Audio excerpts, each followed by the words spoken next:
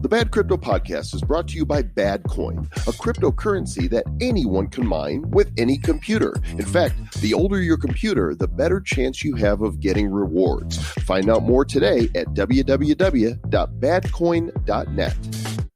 The Bitcoin bulls appear to be large and in charge as the world's most popular crypto pushes through the $10,000 barrier, and many altcoins are along for the ride. Tom Lee sees a summer high that's going to get you excited.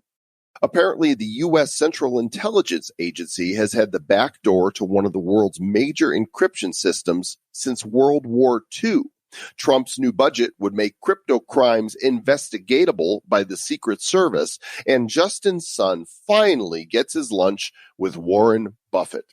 It's a stacked show for those who like to stack sats or pancakes, because, you can pour syrup on stacks of pancakes, and they are delicious. So grab your knife and fork, take a seat at the table. This is our Bad News, episode number 369 of the Bad Crypto Podcast. 5, 4, 3, 2, 1, 0, ignition. Who's bad?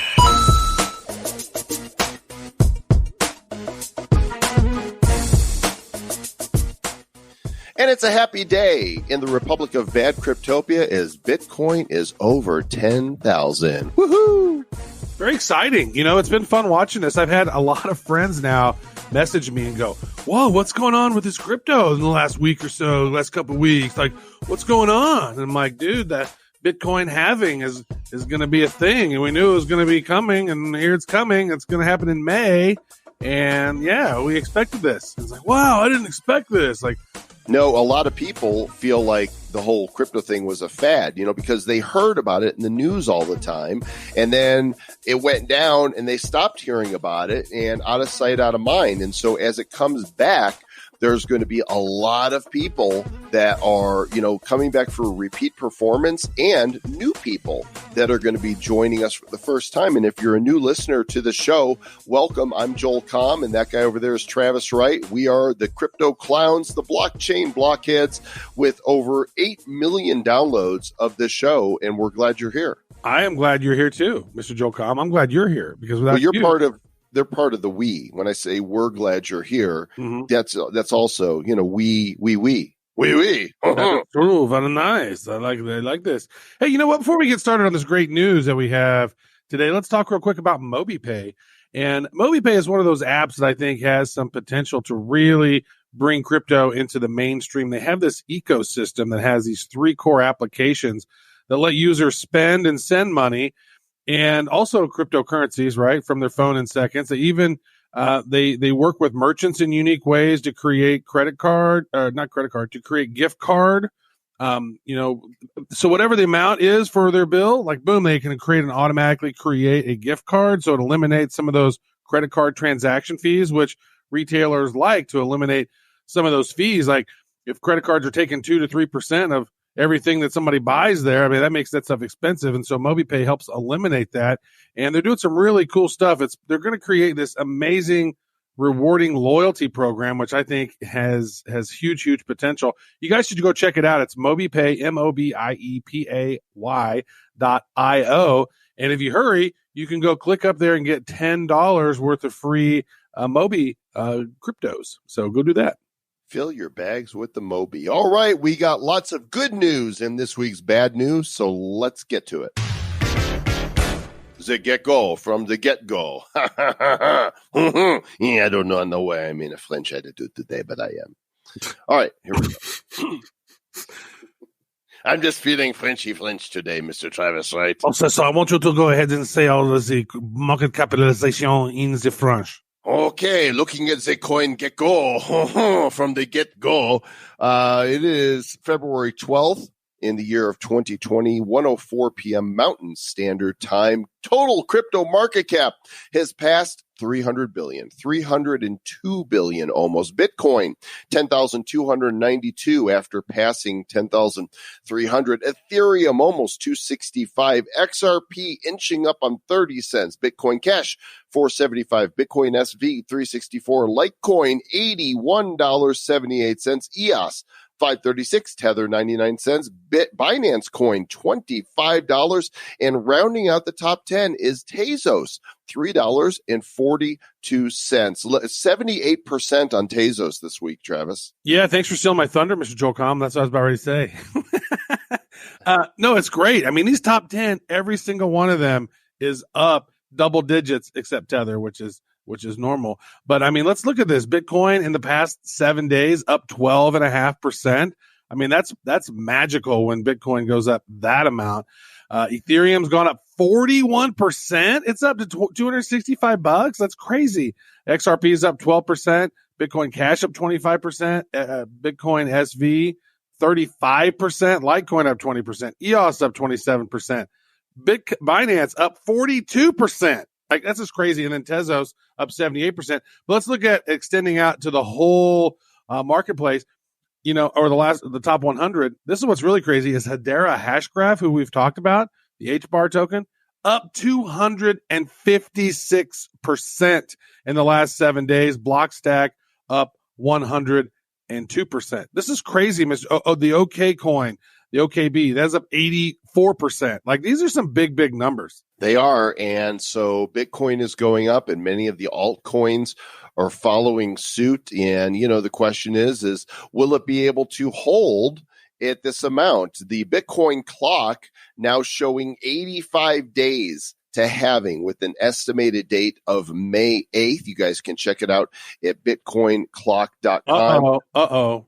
What's that? It's gone down. The last time we talked about that, it was on the 7th of May. Now it's on the 8th of May. So you were hoping it was going to get down to your birthday, but it's moving away from your birthday towards my birthday now.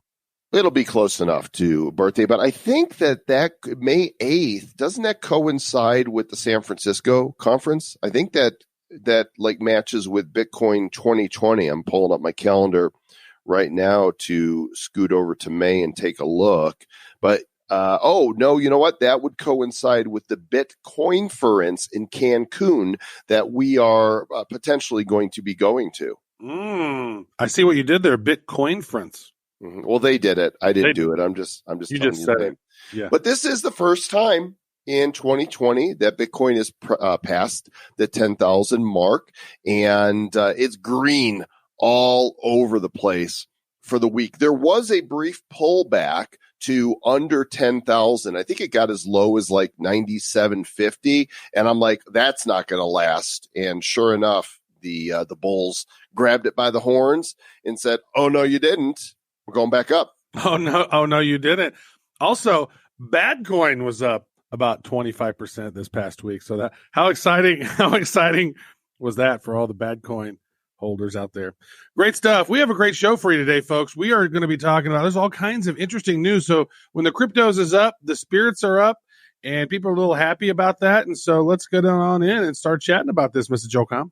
We survived that cold crypto winter, Mr. Travis Wright. And so it's just nice to see optimism. And one of those optimists is Tom Lee, the co-founder at Fundstrat Global Advisors. He spoke to Yahoo Finance last week, and he said that there's a bullish technical factor that's making him really optimistic about Bitcoin's short-term potential, saying that Bitcoin might even hit $27,000 by this summer. By the summer, yeah. Wow. Well, you know what? The 200-day moving average is traditionally, a major area of resistance for markets, and we just blew right by that. I mean, that was one of the things that I think happened. So when you're back above your 200-day, you're back in a bull market, and whenever Bitcoin breaks back into its 200-day, its average 6-month gain is 197%. That's what normally happens when that happens. So, let's see if Bitcoin goes up almost 200% from where we are when it crossed the line at about 9,200 or whatever it was. Well, we're going to be looking at about 18,500 or something. That would be a good number to see, wouldn't it? Mm-hmm.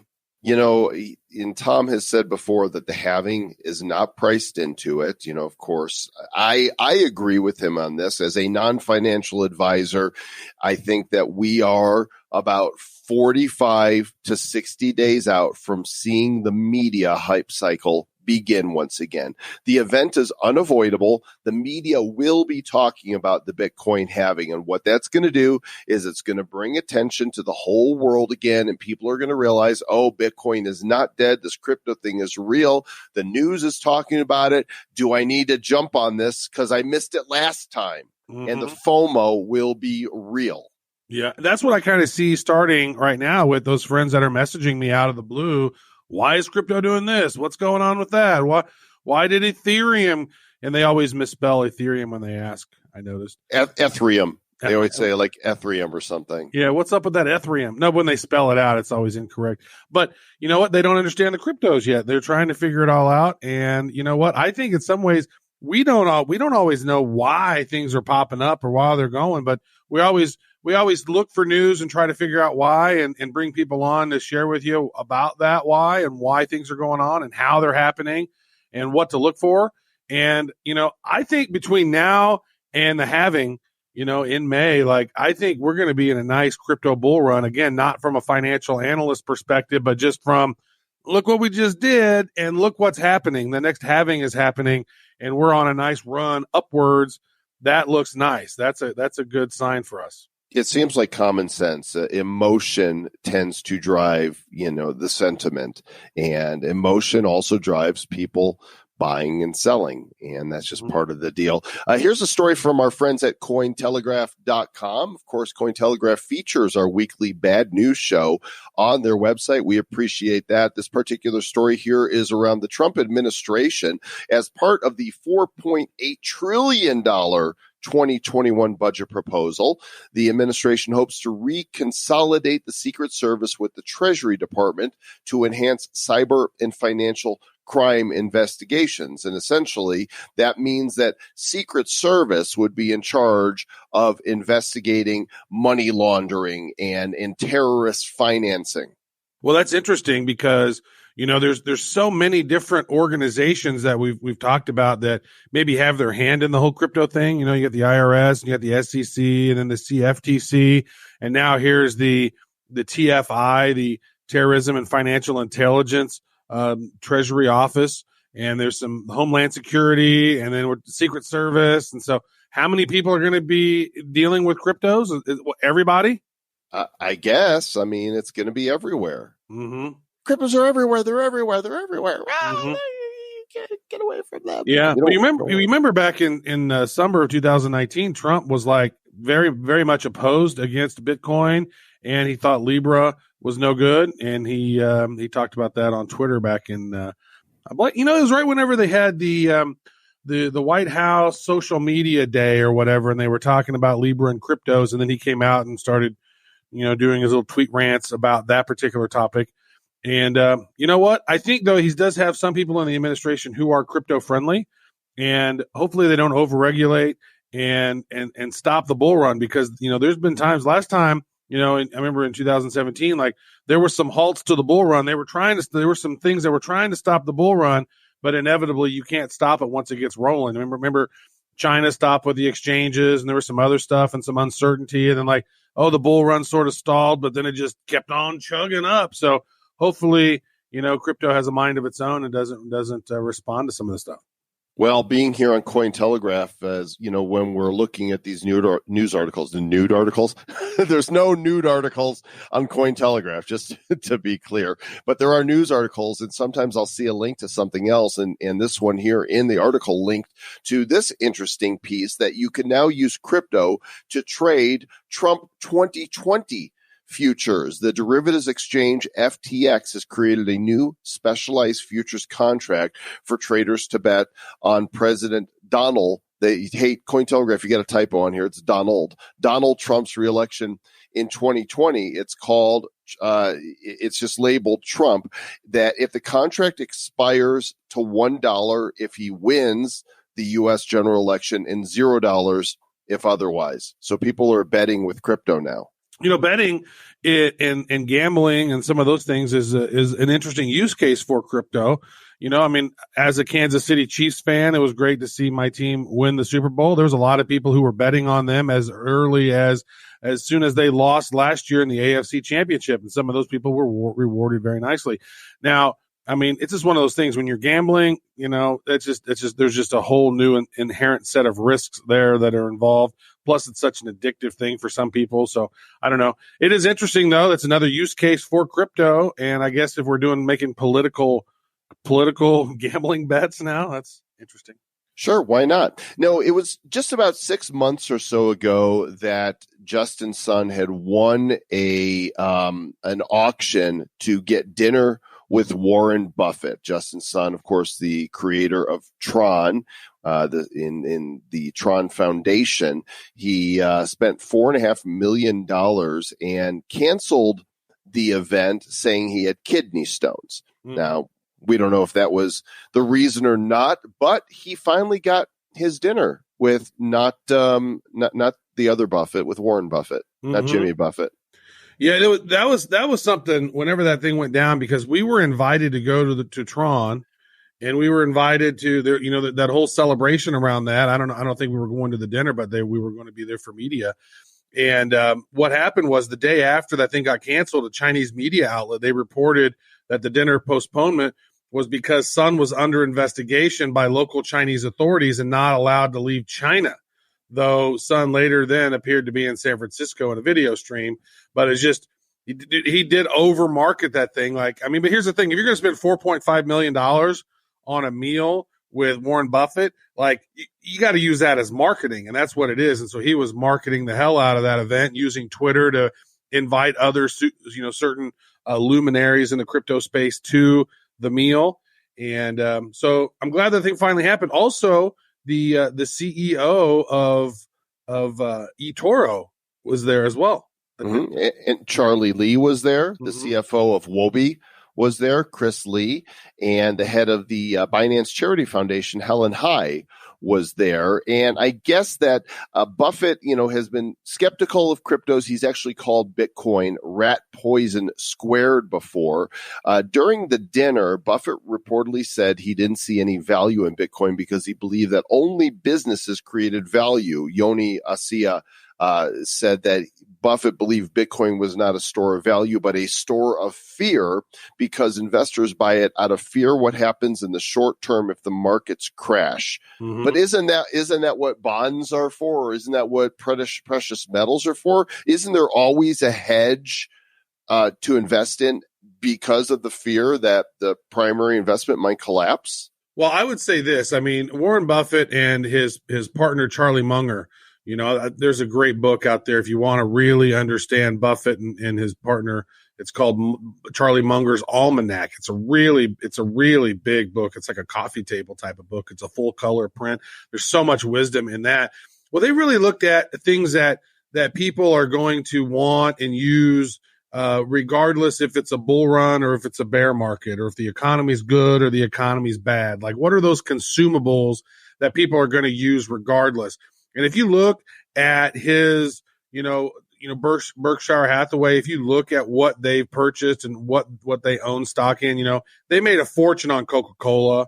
They've made a fortune on Wells Fargo. They've made a fortune on Geico. He owns Geico. That's his company, right? That's the General Electric Insurance Company, and it spells Geico, and it's been around for all those years. But he owns all these, sort of consumption companies. These consumer brands is what he normally spends his money on whenever they're in a downturn. So whenever the market goes and the price goes way down, that's when Buffett swoops in and buys a whole bunch, because he always seems to know that those prices are going to go up. So his process and his strategies work very well for him.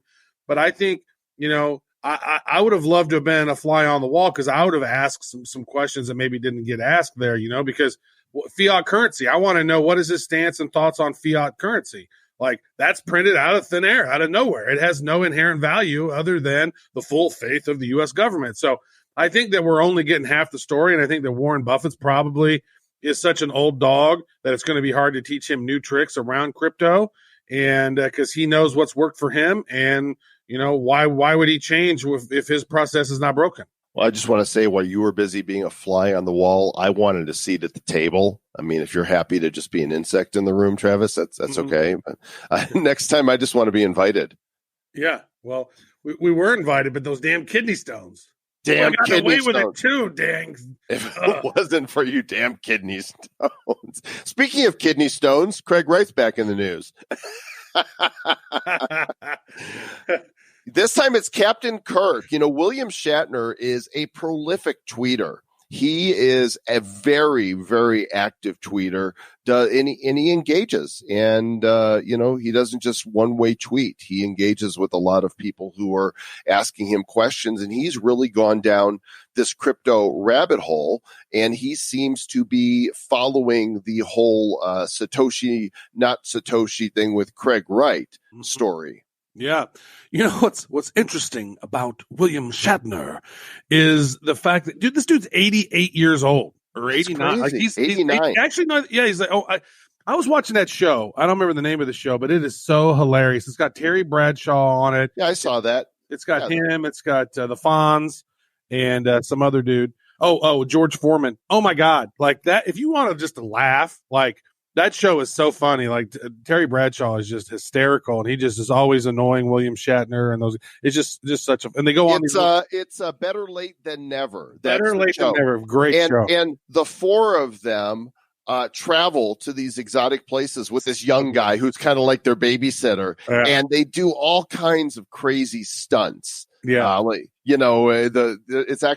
a NBC show. I'll link to it in the show notes. By the way, it's so good. Links to this story and all the stories that we discuss, you could always find on our website. The short link to locate these show notes is badco.in/369. Better late than never. Yeah. So this was interesting. So there was a reference about fake Satoshi being there, and Shatner was at a crypto event expressing hope that fake Satoshi wasn't there. And then he was talking about Craig Wright, and then he tweeted this. He tweeted this. He goes, "Why can't he prove it? From what I've read, is there some mysterious bonded courier that would deliver the keys, which honestly is a scene right out of Back to the Future. If he is, he should be able to prove it. This is like a modern day search for Anastasia," was his tweet. And he was referring to the Tulip Trust, which supposedly has the private keys to 1 million coin, which at this point is worth over, about $10.3 billion right now? Yep.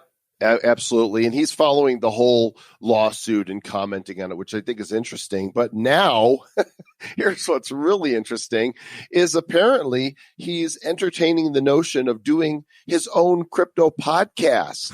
He's saying, hey, why not spread the word about cryptos and blockchain on my own show? Actually, Travis, I have a great idea. How about those of you in the Republic of Bad Cryptopia, everybody tweet William Shatner and say you should go on at Bad Crypto. Just get on Twitter, and just his Twitter handle is at William Shatner, and say, oh, you got to go on at Bad Crypto. Man, it'd be great to have him on the show. So much respect for him as an actor, for his longevity and for his business savvy. I would love to hear his thoughts on crypto. Yeah, I think he's going to call the show the Shat Crypto Podcast.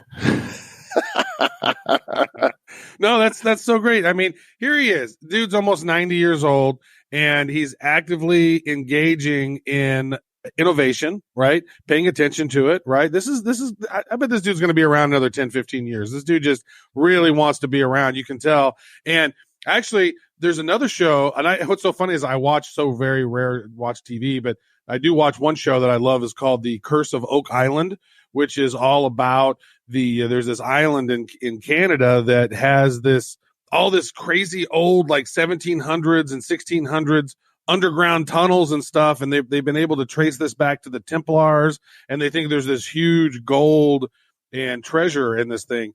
And William Shatner loves that show too. He's actually going to be on that show in the next couple of weeks, talking about the Curse of Oak Island and trying to find that Templar treasure. And they've actually uncovered a bunch of stuff and tunnels leading into this. It's just crazy stuff. But William Shatner's all over the place lately. It's crazy.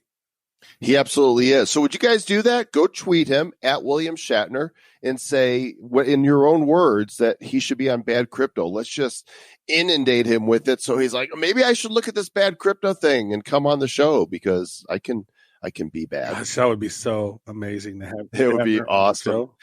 Hey, let's give a quick shout out to our other show sponsor, Zen Ledger, the SaaS company, software as a service, providing the best tax software for cryptocurrency investors. The idea is really simple. Paying taxes is a pain in the butt, but they make it easy. They help individual crypto investors and CPAs with their crypto accounting and tax returns. If you're doing crypto trading, you're doing a lot of trades across multiple exchanges. It's a serious pain to do proper accounting and keep track of all your capital gains or capital losses. Hopefully they're all capital gains. They help bring all the data together, make crypto tax paying easy and seamless. Go to badco.in/Zen Ledger. And if you use the coupon code BADCrypto15, all one word, bad crypto and the number 15, you get a 15% discount. Badco.in/Zen Ledger. Tax season is upon us. That address is badco.in/Zen Ledger. That's what I said. Yes, but not in a Shatnerish voice. That's actually true. So what's happening in Asia, Travis? How is coronavirus affecting the blockchain world? Well, I'll tell you one thing that it did is it made Hong Kong Blockchain Week cancel their event, right? There's been a lot of other stuff. Now, what's interesting is that my sister has a PhD in microbiology and deals with virology of things. And so it's always interesting to get her perspective on that. And the thing is that there's just not, I think that it really needs to be on the blockchain. Like, we don't really know what's going on. And even the virologists in America don't really fully know because, I think the CCP over there is holding the information tight to their vest. But what's interesting is you start seeing things popping up. Like, I was reading this translated article earlier today that says that it's like, how serious is the epidemic? Well, in Wuhan, they're rushing to create and make over 1 million body bags. So that doesn't sound good. Nice. So it's like, I don't know, man.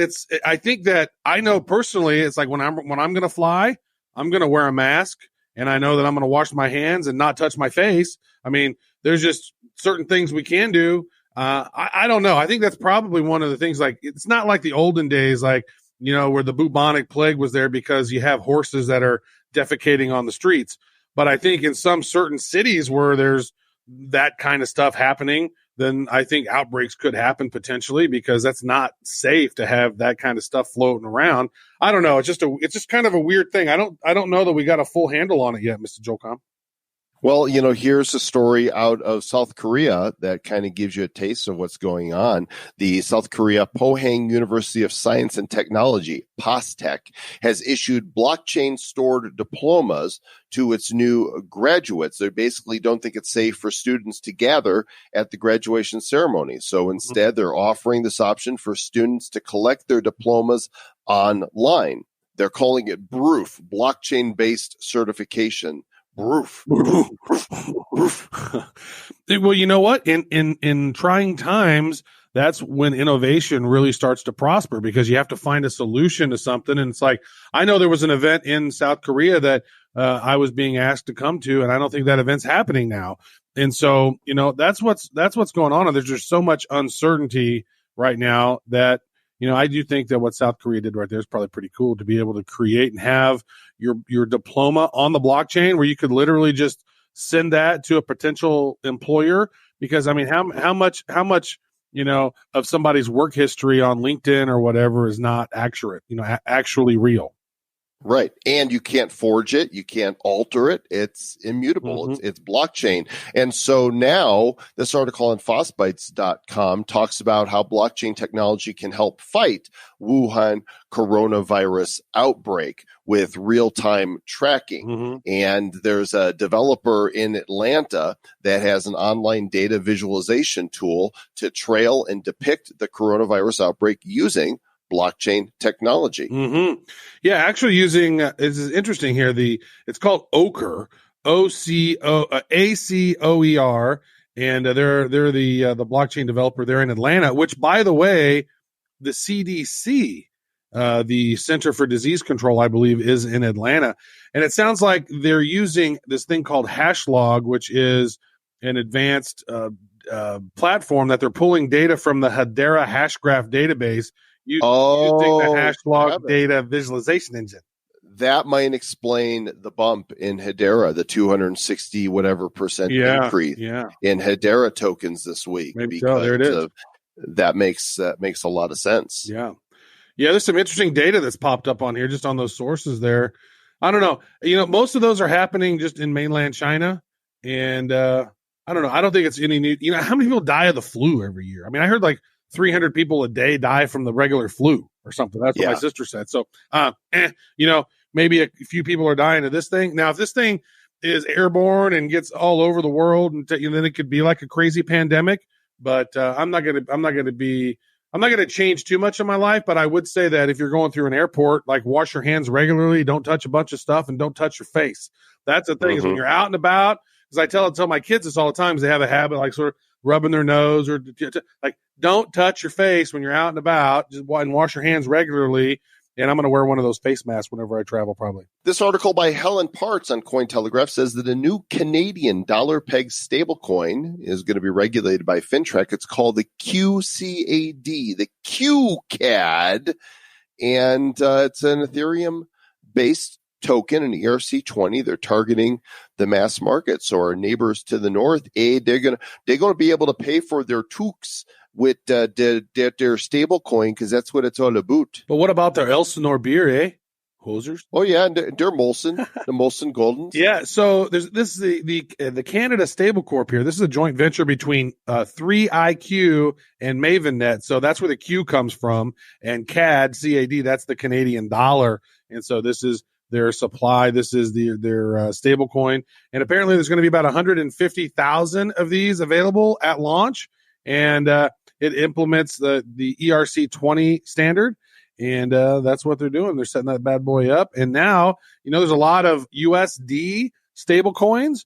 This is one of the first, stable coins that I've heard about a Canadian dollar, but I don't know that we've researched or talked about this before. So that's pretty cool. But it looks like your users can immediately buy QCAD directly via partners like DVEX, Newton, Bitvo, Netcoins, and CoinSmart.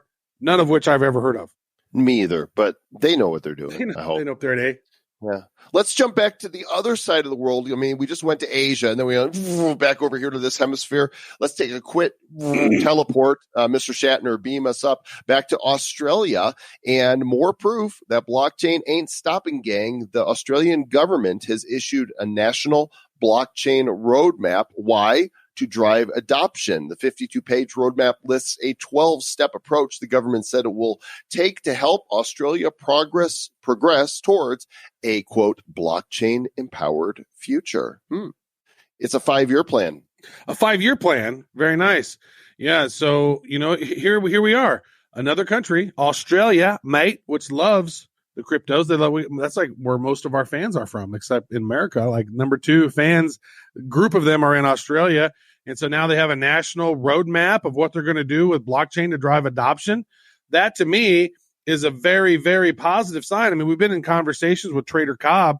We have him on about once a month to talk about trading overall, but he's down under. And we've been thinking about having doing a bad crypto world tour, cruising down under. And with signs like this, Mr. Joel Comm, these are those positive signs to drive adoption and technology in these different countries that are very good indicators of the strength and the power of blockchain. Mm-hmm. And here, this is a great story. I love to see when things are happening with Brave. Of course, we've had Luke Mulks from Brave on the show a number of months ago, had an opportunity to sit down and talk with him recently at the North American Bitcoin Conference. And the basic attention token, BAT, which is the token that is the utility on the Brave browser that rewards you for viewing ads, has gone up to about 29 cents now. It's just about double, I think, since we had Luke on the show, and shows absolutely no sign of slowing down. And this could be in part because the Brave browser just updated last week, and they have added sponsored images when a new tab is opened, and there's a 70% revenue share for viewing those ads. Very interesting. Now, we're big fans of Brave. I know that you use that pretty much exclusively. I use it exclusively on my mobile device, and I use it most of the time, I would say, on my laptop. But there's just some things that just, ends up still a little bit wonky, but I think overall it's just a phenomenal app. I mean, you're not downloading all those JavaScripts. You're not downloading any of those tracking, codes. They're not stealing your data. They're not marketing to you based on your data. And I think that really in 2020, this is the type of tool that we need. We need more tools like this that don't necessarily use us, right? Like we use their platform and there's benefits for all, but they're not taking our data and selling it and we're getting spam, right? So that's good. I really love what they're doing. And the fact that their token has doubled in price over the course of the last 2 months is no surprise to me. I would say that it's only just begun, Mr. Joel Comm. I'm not a financial advisor, but I could see this thing being well over $1 by the end of the year. But that's not financial advice. That's just assumption. Here's the thing. The browser itself has 10, 11 million people that are using it. There's actual product adoption. How many, crypto products can say that they've got that kind of usership, which exposes all of the users to the basic attention token? I'm looking at that and I'm thinking, this is just common sense to me. I have switched from Google Chrome. You guys, by the way, you can get some free Brave tokens if you go through our little link I'm about to give you here, badco.in/Brave. Use the Brave browser. You don't need Chrome. Chrome can eat a bag of privacy, right? Because they don't care about you. They're just taking your data and selling it to the highest bidder. Brave is a privacy browser and will reward you if you choose to look at the ads. Eat a bag of privacy. I would say this. You said this that was interesting to me was there's only 10 or 11 million people using Brave right now. Which is nothing in the big scheme. Nothing. Like, can you imagine when this thing hits 100 million and 500 million users on this thing? Like, how much will those BAT tokens be worth then? I don't know, but we love what they're doing over there, and we're looking to find ways to work with those guys over there because it's such a great technology. Not only that, but the leadership of that of Brave is phenomenal. The main developer of the Netscape browser, the creator of JavaScript, Brendan Eich, he's the dude who's the CEO of Brave. Oh, by the way, he was the CEO and the founder of Firefox. So this isn't his first. This is not his first rodeo. This is his third rodeo. And everybody knows that when it's your third rodeo, you're able to go around those barrels a lot quicker, not fall off your horse. He likes those rodeos. Huh? Big fan. He's going to the radio.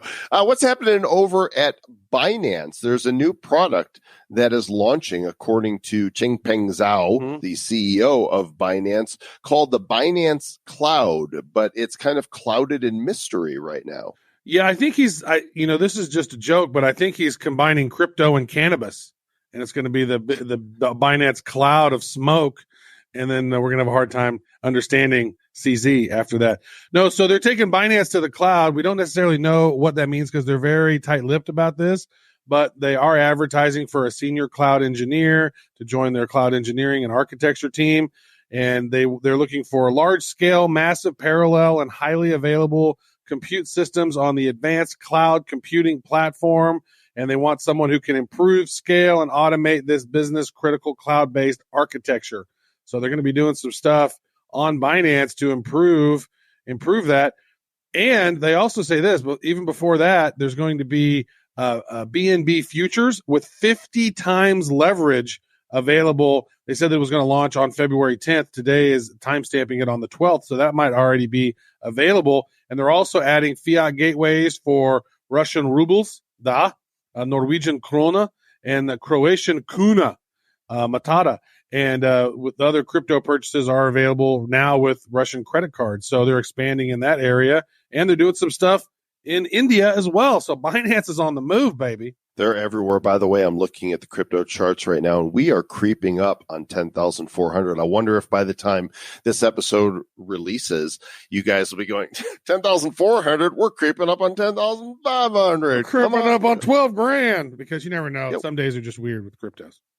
And speaking of creeping up, let's go back to the CIA here, talking about the U.S. government earlier and rounding out again here with the story on Cointelegraph. The U.S. Central Intelligence Agency apparently has had the back door to one of the world's major encryption systems since World War II. The Swiss company Crypto AG has operated as a seemingly neutral party that developed encrypted communication solutions for over 120 different countries. over much of the past century. This was from a Washington Post expose. Wow. So, and they said they continued all the way up until 2018.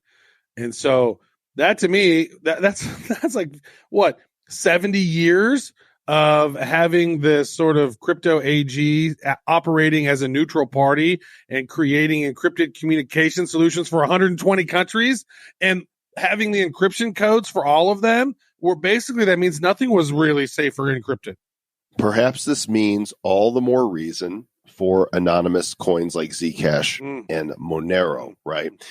And encrypted messaging platforms, right? Like Telegram is encrypted, and there's a bunch of smaller apps that are available that are fully encrypted, and Big Brother might indeed be watching all of your encryption. I take offense to that. Why not Big Sister? Because what's up with that? Why is it Big Brother?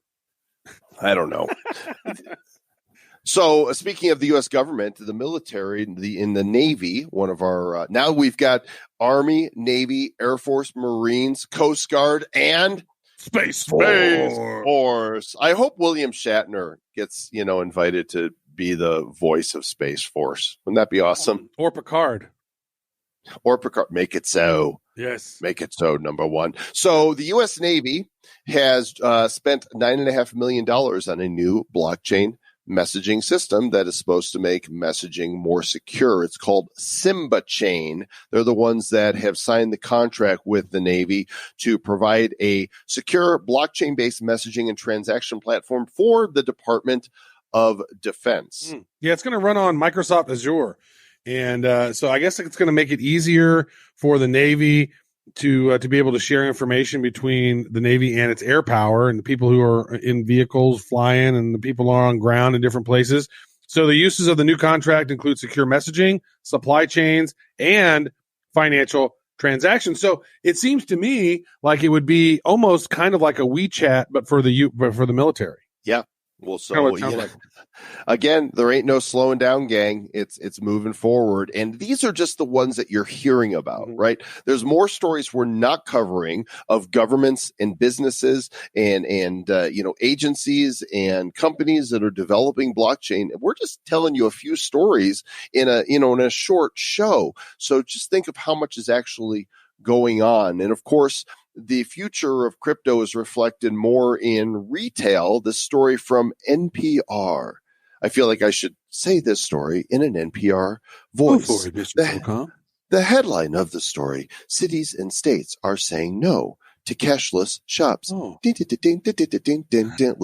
jingle right there. After almost 10 minutes of standing in line at a coffee shop, Richie Torres realized he only had cash in his pocket, a form of payment no longer accepted by this store. It was a humiliating experience, he said. I remember wondering aloud, how could a business refuse to accept cash, which is legal tender? What's the deal? Well, it's going to happen more and more, but there's bans on this. Some local governments in Philadelphia, San Francisco, and New Jersey have banned cashless stores. So they're bucking the trend because they're saying that not being able to pay with cash means that you're, quote, essentially discriminating against people who are low income, people who are homeless, also undocumented. Yeah. Because you have to have an ID to get a credit card or a debit card or have some financial history. So, to say no cash, I'm not good with the government regulating it necessarily, but let's give people the opportunity if they want to pull those archaic bills out of their wallet. I always make a joke. I normally will carry some dollars around with me, and then I'll normally make a joke. Do you guys accept cash? Oh, you do? Oh, okay, great. Like, this as a joke, because of course everybody accepts cash. Well, don't do that around Max Kaiser, because he will take that cash out of your hands and he will shred it into pieces and he will laugh the whole time. He will accept your cash and then trash it. That's good. Yeah. Well, you know what? So I think that's one of those things is that we're going to start seeing a lot more of, and we're seeing it a lot in other countries as well, like in Europe and whatnot, where they don't accept cash. They literally, to get cash and have the change for the cash, they have to go to the bank, and the bank actually charges them to give them cash in some countries. And so they're seeing a lot of more credit use, and even starting to see more crypto use in some of those those countries. I think that's where it's going to really start snowballing. When the government mandates that you have to use crypto or credit cards, then that's going to be a little that's going to be a little scary. They're going to mandate it, and they're probably going to choose which ones they're going to mandate. Yes, they probably will. Mr. Travis Wright, you are a sports ball fan. Of course, I was briefly here for the Super Bowl, mostly because you and my girlfriend were both Chiefs fans. So congratulations again to the Chiefs. But, we've talked in the past about some professional sports teams have begun paying their athletes in Bitcoin. There's been a handful of people that are receiving crypto for performing their feats of athleticism, and some are tokenizing their fans. Mm-hmm. Yeah, it's really interesting. Not only just tokenizing their fans, but the fan tokens provide owners with the right to vote in club designated polls or surveys on their website, socios.com. It's the first fan voting and rewards mobile app. So they're going to be able to input immediate value and to be able to influence certain club decisions through purchasing these fan tokens. And not only that, but they're going to be able to earn reward points and gain access to unique experiences with the club. Like, imagine being able to jump on a video call with one of your favorite players, or being able to have access to a press conference where you maybe wouldn't have had before, or you've earned enough points where you get a discounted jersey, or you have enough points where you're able to upgrade and have better seats. And there's all kinds of different things that can be done with that. Now, that's one of the things that we've been thinking about with our NFTs, Mr. Joel Com. Like, certain episodes that we have a non-fungible token digital asset for that, a collectible. And then you collect that. And then once you have an X amount of them, then we're going to begin doing some different, type of reward loyalty type of things. And I think that's what we're going to start seeing sports teams do. Like, maybe you go to this game, and it's only happened one time, when it was at a Dodgers game, when MLB Crypto gave out these little cards that were redeemable for a digital asset on the MLB Champions, crypto site, where they were able to have these digital collectibles. But imagine that you go to a different game, you're able to collect a certain digital asset. Now you've gone to the whole season. Now maybe you have 10 of them. They prove that you have them. Now you're able to get some other experience or do something, or get discounted playoff tickets, or who knows. There's all kinds of different things. So I think trading cards, digital assets, NFTs, and loyalty, those are going to be things that we're going to start seeing more and more of around sports ball. There's this exchange called Chiliz.net, and that's spelled with the Z, Chiliz.net. And not only are they looking for partners in football, esports, and other sports verticals, but also other entertainment verticals. So you could be a fan of, a band perhaps, or a TV show, but there's definitely going to be rewards. The new method of rewarding people is going to be in the crypto world. Yeah. And so we're definitely on the front lines of that, Travis. We've now given out 2 NFTs at events we've appeared at, 2 NFTs related specifically to episode numbers and guests, Peter McCormick and Samson Williams. We have another one coming up this week at the ETH Denver conference for people who are attending that here in Denver. And then next week, we're not going to tell you which episode it's going to be on, but we will be releasing another limited time NFT. So you don't want to miss any shows, because then you'll miss the NFTs. That's true. That is true. Great stuff. We're having fun with those NFTs. I mean, those things look really cool. And you know what? It's a proof of listening. You listen to the show within X amount of time, you're able to claim one of these bad boys. If you don't, we've had people messages going, "Oh, hey, I forgot to claim that one. Can you sue me one over?" Nope. Can't do it, because we actually can't. Once it's shut off, it's done. And I know I'm not getting multiples. I have one of each. I'm not getting multiples of each to give out to anybody else, because we're trying to keep the integrity of that whole thing working. So, well, you can only store one in a wallet. It won't let you claim more than one of the same one for that wallet. Cool stuff happening in virtual San Francisco, Mr. Travis Wright. Upland, the game that we've talked about on this program multiple times, upland.me, available on iOS and Android. They have completely sold out the Haight-Ashbury neighborhood. It is one of the first neighborhoods in Upland to be completely owned It's pwned. It's gone. I mean, the game is really picking up steam. Yeah. You know what happened was, I think I saw what happened was somebody moved their, like whenever they could first do the Block Explorer, they put their Block Explorer down there, and a lot of those buildings were going really inexpensive, 5,000-10,000 UPIX per, and I think somebody just bought most of them. That's what it looked like. Yep. I don't know if one person or multiple people, but I do know that it's really fun. I know people are enjoying it. You know, it's like sort of like Monopoly. Now, can we mention something else about can we mention anything about that one thing? We can mention that if you go through this link, you will get 6,000 UPIX when you signed up instead of 3,000. badco.in/upland. Mm-hmm. And that's all we can talk about, Mr. Oh, that's all we can right? say. Well, that's all we're going to say. That's all we're going to say. We're going to say that. We said it. I said it. There, I said it. That's all I need to know. And checking out the latest review from the Bravo app about the Bad Crypto Podcast, the very, very cool TripAdvisor/Yelp blockchain-based replacement. If you haven't tried it yet, go to badco.in/Bravo. Bradison writes, Joel and Travis have a wonderful interview with the creators of the Bravo app. I was turned onto this platform after hearing their discussion. Have been happily surprised at how smooth everything works so far. If you're a fan of Bravo and haven't listened to the show, do it now. Bravo, gentlemen. Bravo. Bravo. Well played, gents. Yes. Hey, And we love your reviews. So wherever you are, whether on Bravo or iTunes or Facebook, please say some nice things about us because we have fragile egos. We don't even have a real vocabulary. we have ego fragility, which is very Yes, good. we do have. Yeah, and we need your support. Yeah, and I want to say this: if this is the first time you've heard us, you guys are tuning in on Cointelegraph. You saw us located there, and you listened all the way through. We really appreciate that. If you would take a moment to subscribe, that would be really awesome because we like new friends and we like to have new members of the Republic of Bad Cryptopia. Mm-hmm. Yep, the show that you hear on Cointelegraph, if that's where you are listening, is only one show a week, but we actually put out 3 shows a week. So go to thebadcryptopodcast.com and click on the platform of your choice. Please do subscribe. And of course, until we catch you guys on the next go around when hopefully Bitcoin will bust through $11, stay tuned as Bitcoin busts through the next support level. Stay bad.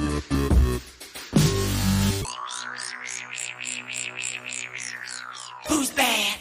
The Bad Crypto Podcast is a production of Bad Crypto LLC. The content of the show, the videos, and the website is provided for educational, informational, and entertainment purposes only. It's not intended to be and does not constitute financial, investment, or trading advice of any kind. You shouldn't make any decisions as to finances, investing, trading, or anything else based on this information without undertaking independent due diligence and consultation with a professional financial advisor.